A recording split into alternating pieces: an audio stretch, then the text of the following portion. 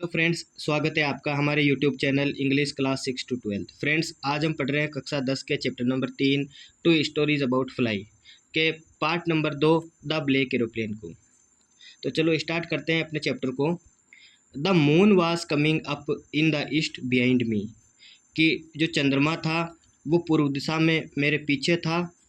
And stars were shining, shining यानी चमकना, shining in the clear sky above me, और मेरे ऊपर आसमान में तारे चमक रहे थे।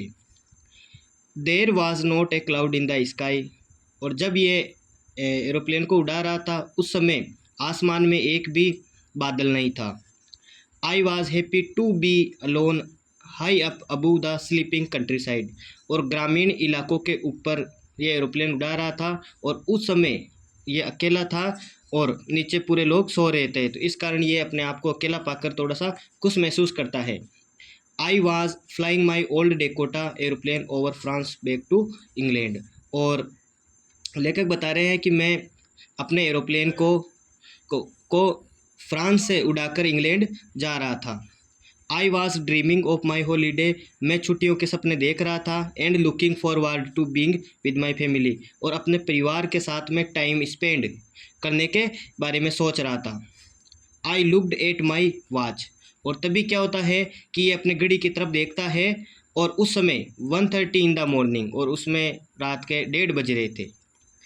I should call Paris control soon I thought, तो लेखक ने सोचा कि अब मुझे कब, रात के 1:30 बजे सोचा है कि मुझे पेरिस के कंट्रोल रूम में बात करनी चाहिए।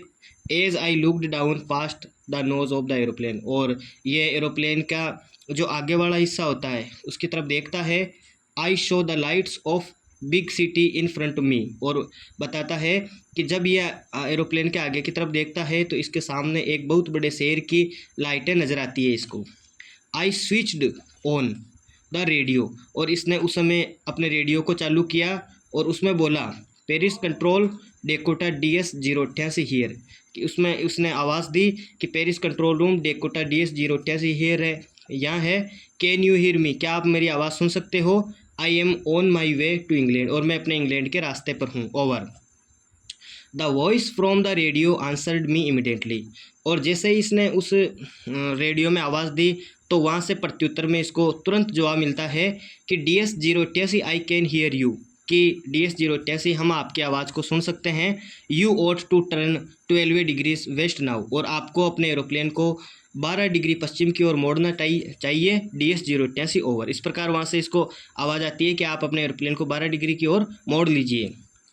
तो उसके बाद में क्या होता है, लेखक बताते हैं कि आई चेक्ड द मैप, उसके बाद में लेखक ने उस अपने मानचित्र को देखा।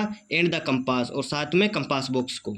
Switched over to my second and last fuel tank, और जब वहाँ से आवाज़ आई कि आप अपने एरोप्लेन को 12 डिग्री में मोड़ लीजिए, तो उसके बाद में लेखक ने अपने एरोप्लेन का जो दूसरे नंबर का जो फ्यूल टैंक था, जो ईंधन का टैंक था और अंतिम टैंक था, मतलब उस एरोप्लेन में 2 फ्यूल टैंक थे, और अब जो लास्ट वाला यानी जो सेकेंड नंबर का फ्यूल टैंक था उसमें वही बचा था। अब पहले वाला जो टैंक था वो उसका फ्यूल ख़त्म हो गया था। And I turned the Dakota 12 degree west, और जो दूसरे नंबर का जो फ्यूल टैंक था उसको चालू करने के बाद में लेखक ने अपने डेकोटा को 12 डिग्री यानी 12 डिग्री पश्चिम की ओर मोड़ लिया, इंग्लैंड की तरफ। I shall be in time for breakfast I thought, और उसके बाद में लेखक सोचता है कि मैं जो सुबह का नाश्ता होता है उस समय वहाँ पर चला जाऊँगा। जैसे ही 12 डिग्री वो मोड़ता है तो इस प्रकार की बात वो अपने दिमाग में सोचता है।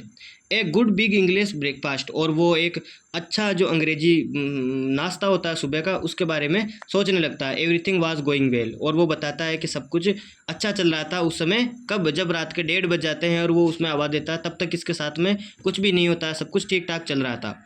It was an easy flight, और उसकी ये जो उड़ान थी वो काफ़ी सरल थी, काफ़ी अच्छी चल रही थी। ईजी फ्लाइट थी इसके लिए उड़ान, फ्लाइट यानी उड़ान। Paris was about 150 kilometre behind me when I show the clouds. अब ये लेखक बता रहे हैं कि जब मैंने पहली बार बादलों को देखा तो उस समय ये 150 किलोमीटर आगे आ गया था वहाँ पेरिस से, मतलब कि पेरिस इससे 150 किलोमीटर पीछे छूट गया था, तब जाकर इसको पहली बार आसमान में बादल नज़र आते हैं। स्टॉर्म्स क्लाउड्स, और वो जो बादल थे वो काफ़ी तूफानी थे, काफ़ी विशालकाय थे। दे वर हग, और वो बादल काफ़ी विशालकाय थे। They looked like black mountains standing in front of me across the sky, और वो जो बादल थे वो उसको बड़े बड़े काले काले काले काले उन पर्वतों के समान लग रहे थे, माउंटेन्स के समान लग रहे थे, और इसके सामने खड़े हुए। Of me across the sky I knew I could not fly up, और लेखक ये बात जानता था कि मैं इन विशालकाय बादलों में से एरोप्लेन को नहीं उड़ा सकता। एंड ओवर देम, और ये नहीं उन बादलों को पार कर सकता। And I did not have enough fuel to fly around them to the north और साउथ, और साथ में इसके साथ में एक समस्या ये भी थी कि इसके पास में अब फ्यूल नहीं था, तो ये अपने एरोप्लेन को न तो नॉर्थ की तरफ मोड़ सकता और नहीं साउथ की तरफ, क्योंकि ये अगर इस तरफ जाएगा ये सीधे, तो अगर ये इसके सामने विशालकाय पर्वत है, और अगर ये इस तरफ मोड़ता है या फिर साउथ की तरफ मोड़ता है और यहाँ आता है, लेकिन अगर ये इतना चक्कर लगाता है तो इसके पास में फ्यूल नहीं था, इस कारण इसके पास में ये समस्या भी उत्पन्न हो गई थी। तो आगे क्या होता है देखते हैं। I ought to go back to Paris, तो ये सोचता है कि क्या मुझे अब पेरिस की तरफ जाना चाहिए, मतलब कि अब आगे इसके पास में कोई रास्ता नहीं था और ये 150 किलोमीटर आ गया था। तो इसके दिमाग में एक बात ये आती है कि चलो मैं क्या वापस पेरिस की तरफ चला जाऊं, क्योंकि आगे तो मेरे सामने बहुत बड़े विशालकाय पर्वत है, ये पर्वतनुमा बादल है। आई थॉट, तभी ये सोचता है, but I wanted to get home, I wanted that breakfast, और तभी ये इसके सामने एक बार वो बातें याद आने लग जाती है जिनके बारे में ये बहुत ज़्यादा सोचकर खुश हो रहा था, यानी एक तो घर के बारे में और दूसरा उस इंग्लिश ब्रेकफास्ट के बारे में। ये बातें उसके दिमाग में आ जाती है, तो एक बार ये वापस विचलित हो जाता है और आगे बढ़ने के बारे में सोचने लगता है। तो आगे क्या होता है देखते हैं। I shall take the risk, और ये अपने मन में ये सोचता है कि मैं जोखिम उठाऊंगा। आई टेक यानी मैं जोखिम लूंगा, रिस्क यानी जोखिम। आई थॉट, ये मैं जोखिम उठाऊंगा, इस प्रकार ये सोचने लग जाता है। And flu that old Dakota state into the storm, और इस प्रकार ये बातें सोचते हुए लेखक ने उस एरोप्लेन को उस तूफान के अंदर स्ट्रेट यानी सीधे, एकदम सीधे उस एरोप्लेन को उस तूफान में प्रवेश करा देता है। तो आगे देखते हैं क्या होता है। इनसाइड द क्लाउड्स यानी बादलों में एवरीथिंग वाज सडनली ब्लैक, जैसे ही इसका जो एरोप्लेन होता है वो बादलों में जाता है तो सब कुछ एकदम क्या हो जाता है, ब्लैक हो जाता है। It was impossible to see anything outside the aeroplane, और बिल्कुल सब कुछ इसके लिए इम्पॉसिबल हो रहा था, यानी असंभव हो रहा था बिल्कुल आउटसाइड द एरोप्लेन, एरोप्लेन के बाहर देखने में इसको सब कुछ असंभव सा लग रहा था, यानी इसको कुछ भी नज़र नहीं आ रहा था, चारों तरफ अंधकार ही अंधकार दिखाई दे रहा था। The old aeroplane jumped and twist in the air, और तभी क्या हो जाता है कि इसका जो एरोप्लेन था वो कभी तो आसमान में इधर उधर उछलने लग जाता है, कभी ट्विस्ट होने लग जाता है, मुड़ने लग जाता है हवा के अंदर। I looked at the compass, तभी क्या होता है कि ये अपने कंपास बॉक्स की तरफ देखता है, दिशा सूचक यंत्र की तरफ देखता है, और आई कुड नॉट बिलीव, मैं अपनी आंखों पर विश्वास नहीं कर, तो इसको इसकी आंखों पर बिल्कुल भी विश्वास नहीं होता। कब? जब ये उस कंपास बॉक्स की तरफ देखता है। तो देखते हैं आगे कि उस कंपास बॉक्स में इसने आखिरकार ऐसा क्या देखा कि इसको अपनी आंखों पर भी विश्वास नहीं होता। तो देखो, the compass was turning round and round round, तो हम देखते हैं कि वो जो कंपास बॉक्स था उसकी जो सुइयाँ थी वो round and round and round यानी घूमती जा रही थी, ऐसे घड़ी की तरह घूमती जा रही थी बहुत स्पीड से। इट वॉज डेड, और उसको ऐसा लग रहा था मानो वो जो कंपास बॉक्स था वो ख़राब हो गया था। जिस प्रकार कोई कंपास बॉक्स ख़राब हो जाता है और उसके सुइयों पर उसका कंट्रोल नहीं होता है, वैसे यहाँ पर वो जो कंपास बॉक्स होता है वो पूरी तरीके से ख़राब हो जाता है।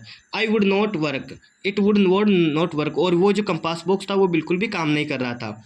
The other instruments were suddenly dead, और इसके साथ साथ में जैसे ही कंपास बॉक्स ख़राब होता है, काम करना बंद कर देता है, वैसे ही उस एरोप्लेन में जितने भी इंस्ट्रूमेंट्स थे जो काम के थे वो सभी क्या हो गए थे, उस समय डेड हो गए थे यानी ख़राब हो गए थे।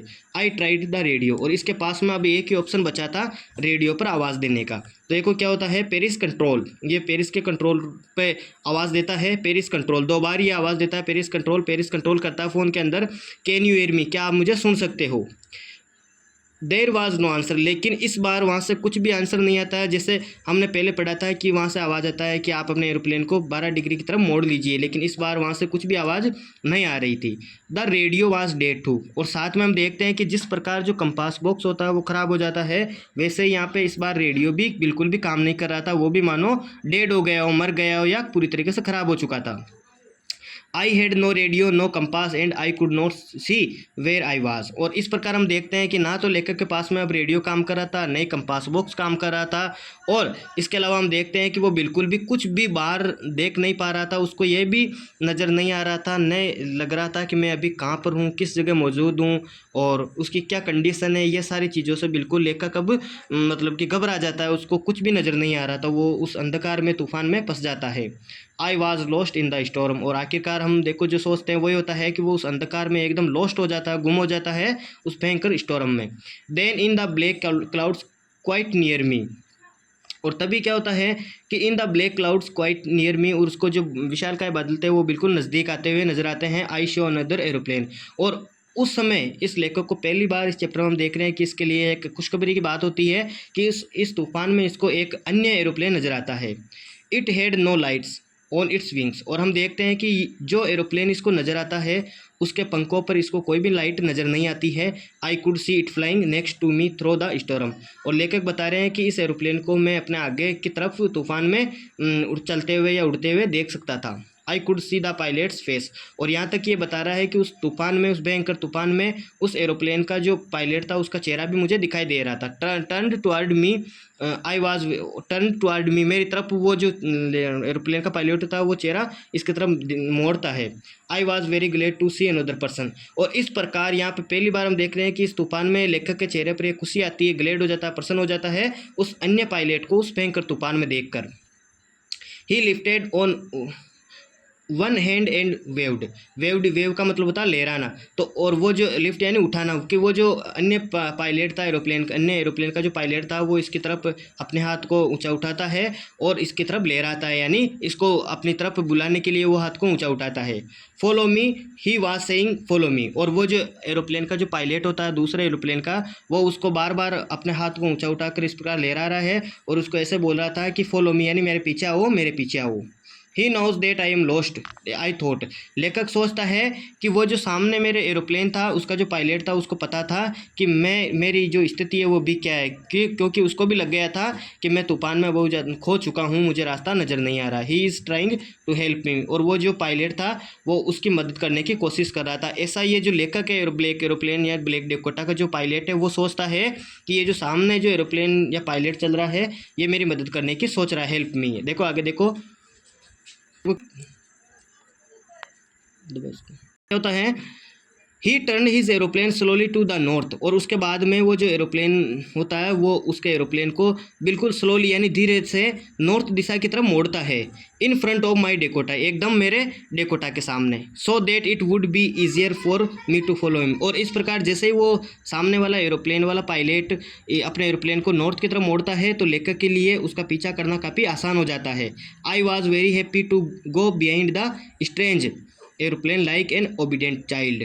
और ये लेखक यहाँ पे बता रहा है कि मुझे उस एरोप्लेन यानी जो सामने मेरे एरोप्लेन चल रहा था उसके पीछे चलने में मुझे काफ़ी क्या अच्छा लग रहा था, एक अजीब ही मेरे लिए एक स्ट्रेंज काफ़ी अच्छा लग रहा था इसको, और काफ़ी ये खुश था उस समय उसके पीछे चलने में। और साथ में इसको ऐसा लग रहा था मानो वो कोई एक आज्ञाकारी बच्चा हो, जैसे कोई आज्ञाकारी बच्चा अपने पेरेंट्स के पीछे पीछे या अपने गार्जियंस के पीछे चलता है, वैसे ये भी उस ब्लैक एरोप्लेन के पीछे पीछे पीछे बिल्कुल ओबीडेंटली तरीके से चल रहा था। आफ्टर हाफ एन हावर। और लेखक यहाँ पे बता रहा है कि लगभग आधे घंटे के बाद में the strange black aeroplane was still there in front of me in the clouds. और तभी ये बताता है कि आफ्टर हाफ एन हावर, लगभग आधे घंटे के बाद में जो ब्लैक एरोप्लेन था जो इसका आगे चल रहा था was still there in front of me in clouds, मतलब आधे घंटे तक वो ब्लैक एरोप्लेन इसके आगे चलता है। Now there was only enough fuel in the old Dakota's last tank to fly for 5 और 10 मिनट्स वन मोर। और इस प्रकार लेखक हमें बता रहा है कि मेरे एरोप्लेन में सिर्फ इतना ही वो फ्यूल बचा था कि मैं मैक्सिमम केवल 5 या 10 मिनट ही अपने एरोप्लेन को उड़ा सकता था। अगर 5 या 10 मिनट से ज़्यादा हो जाता है तो मेरा एरोप्लेन बिल्कुल फ्यूल खत्म होने के कारण नीचे ज़मीन पर गिर जाएगा। इस प्रकार ये बोलता है। आगे क्या होता है देखो। I was starting to feel frightened again. और एक बार फिर लेखक डरना शुरू हो जाता है, क्योंकि इस बार उसको बचाने वाला तो मिल गया, लेकिन इस बार इसके पास में फ्यूल नहीं था। But then he started to go down and I followed through the storm. तभी हम देखते हैं कि इसके आगे जो एरोप्लेन चल रहा था वो नीचे की तरफ जाता हुआ इसको नजर आता है, और ये भी इसके पीछे पीछे चल देता है नीचे की तरफ उस भयंकर तूफान में। Suddenly I came out of the clouds. और तभी ये देखता है कि अचानक इसको नजर आता है कि ये उस भयंकर तूफान में से क्या हो गया था, आउट हो गया था, यानी बाहर आ गया था। And saw two long straight lines of the lights in front of me. और इसको सामने बड़ी बड़ी दो लाइटें नजर आती हैं इसके आगे, फ्रंट यानी सम्मुख सामने। It was a runway. और जब ये उन लाइटों की तरफ देखता है तो इसको वहाँ पे क्या नज़र आता है, एक रनवे, यानी जो एयरपोर्ट के ऊपर जो रनवे होता है जिस पर एरोप्लेन चलता है, तो वो रनवे इसको नज़र आता है और वहाँ की लाइटें नज़र आती है। तो लेखक को लग गया था यहाँ पे आकर कि अब मैं सुरक्षित थी, क्योंकि इसको एयरपोर्ट नज़र आ गया था, रनवे नज़र आ गया था, और इसको अंदर से अब लगने लग जाता है कि भले ही मेरे पास 5 या 10 मिनट चल उड़ने का जो एरोप्लेन वो फ्यूल है, लेकिन मैं अब आराम से सेफ उतर जाऊँगा इस एयरपोर्ट पर। I turn to look for my friend in the black aeroplane. और तभी क्या होता है कि I turn to look for my friend in the black aeroplane.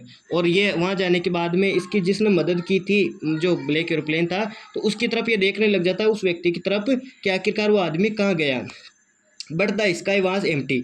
लेकिन इस समय हम देखते हैं कि वो जो ब्लैक एरोप्लेन था वो नज़र नहीं आता है इसको, और पूरा आसमान एकदम इसको खाली नज़र आता है, एम्प्टी नज़र आता है। There was nothing there. और लेखक बोलता है कि जब मैं उस ब्लैक एरोप्लेन की तरफ देखता हूँ तो मुझे उस आसमान में कुछ भी नज़र नहीं आता। द ब्लैक एरोप्लेन वाज गोन। और वो जो आगे मेरे चल रहा था एरोप्लेन, वो उस समय मुझे नज़र नहीं आता है, और वो वहाँ से जा चुका था, गोन यानी जा चुका था। आई could not see it anywhere. और मैं उस एरोप्लेन को कहीं पर भी नहीं देख सकता था।